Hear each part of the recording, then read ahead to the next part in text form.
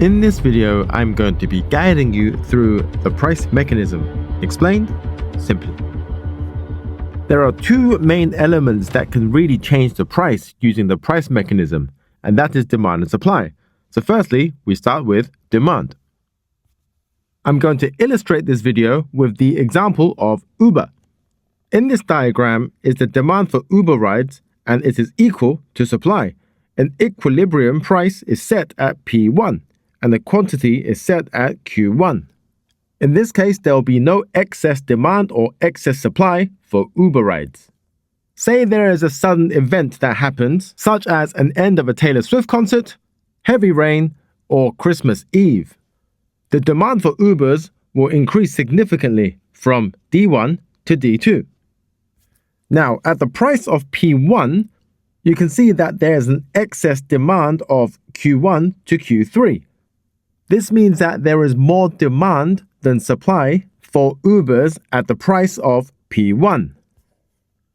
As stated before, economics is a social science, as people's reasons for taking Uber are very different. This could be that consumers are late for an event and need to be there as soon as possible. There could be limited other forms of transportation. They could be traveling as a family, so they don't want the inconvenience of taking public transport. Or they are just simply used to taking Ubers and are more than willing to pay a higher price than P1. So considering these factors, people are willing to pay a higher price than P1. So in turn, this exerts an upward pressure on price. So what happens here is that the consumers will signal that they are willing to pay at a higher price for Uber rides. And drivers see that consumers are willing to pay more. This will incentivize drivers to supply their services to the market, and this will lead to a movement along the existing supply curve. However, there are some consumers who are disincentivized to purchase rides due to the higher price, as they are not willing or able to pay anything higher than P1. As a result, quantity demanded falls from Q3. And finally, as the price continues to increase, until quantity demanded equals quantity supplied. In this case, when D2 intersects with S1, a new market equilibrium has been made with the price of P2 and with the quantity of Q2. And as a final note, the quantity supplied increases from Q1 to Q2, and the quantity demanded decreases from Q3 to Q2. And now moving on to supply. At the equilibrium, the supply for Uber rides are equal to demand. Therefore, the equilibrium price and quantity is set at P1 and Q1 respectively.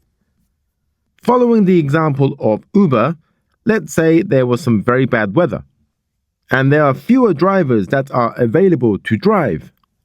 This can be from a variety of reasons, such as danger, or just simply unwilling to drive in bad weather conditions, and many others.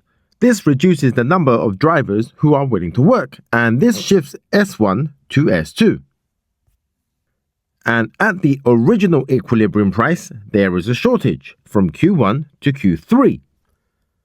And because of the shortage, riders are willing to pay more than P1 to secure themselves a ride. This in turn signals to drivers that consumers are willing to pay more than the price of P1. This will incentivize drivers to provide their services for riders, and quantity will increase from Q3.